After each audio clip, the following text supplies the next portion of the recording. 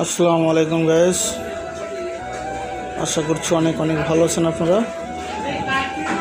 আরও একটি নতুন ভিডিও নিয়ে হাজির হয়েছে আপনাদের মাঝে। আমি আব্দুল জব্বার।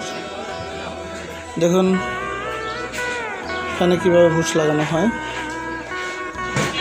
নষ্ট টেবিল ফ্যান জাম হয়েছিল, ফ্যানটিকে আমি খুলে সুন্দর করে বুশ লাগাচ্ছি। দেখুন কীভাবে বুশ লাগানো হয়। যদিও বাসায় বসে থেকে ফ্যানগুলোর কাজ করা খুব কঠিন একটি কাজ, কিন্তু তারপরেও আপনারা চাইলে পাশের মেকানিকের দোকান থেকে বুঝতে পারলে যদি পার্টস কিনে নিয়ে না লাগাইয়া নিতে পারেন তাহলে দেখবেন অনেক সহজ কাজ। দেখুন এটা বুশ যেটা আমি লাগাচ্ছি, দেখুন কীভাবে লাগানো হচ্ছে। সিম্পলি কাজ, যদি করতে পারেন তাহলে অনেক সহজ কাজ। দেখুন কীভাবে ফিটিং করতে হয়। অলরেডি বুশ লাগানো হয়ে গেছে। এই ভিডিওগুলো করার উদ্দেশ্য হলো আপনাদেরকে দেখানো এবং আপনাদেরকে কিছু বোঝানো, যার থেকে আপনারা অনুপ্রেরণা পেয়ে কাজ করতে ইচ্ছুক হন এবং আমাকে উৎসাহ করবেন। যদি আপনারা আমাকে সাপোর্ট করেন, আমার ভিডিওগুলো সবাই দেখেন, আমার চ্যানেলটিকে যদি সাবস্ক্রাইব করে দেন তাহলে অবশ্যই আপনাদের আরও বেশি নতুন ভিডিও দেওয়ার অনুপ্রেরণা পাবো। দেখুন কিভাবে কাজ করা হয়।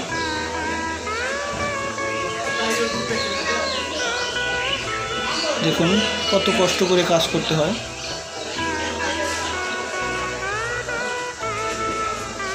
একটা ফ্যান সারতে গেলে পরে অনেকটা সময় লাগে, অনেক কাজ করতে হয়, অনেক রিস্ক থাকে।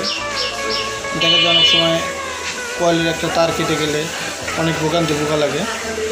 তো সেক্ষেত্রে আপনারা দেখুন কীভাবে ফিটিং করছি।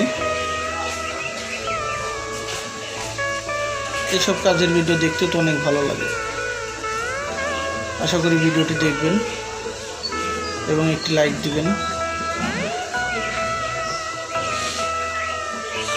আর যদি পারেন তাহলে চ্যানেলটি অবশ্যই সাবস্ক্রাইব করে দেবেন।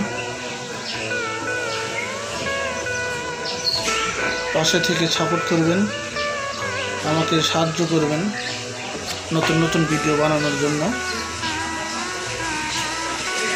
আশা করি অবশ্যই আপনারা আমাকে সাপোর্ট করবেন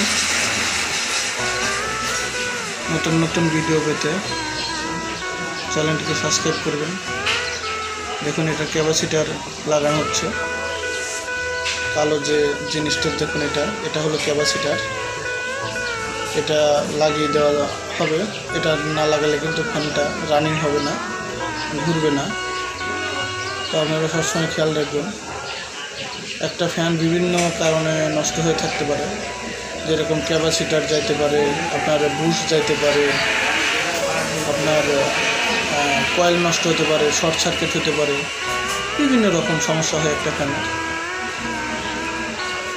যদি ওই ভিডিও দেখে আপনাদের একটু উপকার আসে তাহলে অবশ্যই চ্যানেলটিকে সাবস্ক্রাইব করে দেবেন এবং একটি লাইক দিয়ে দেবেন।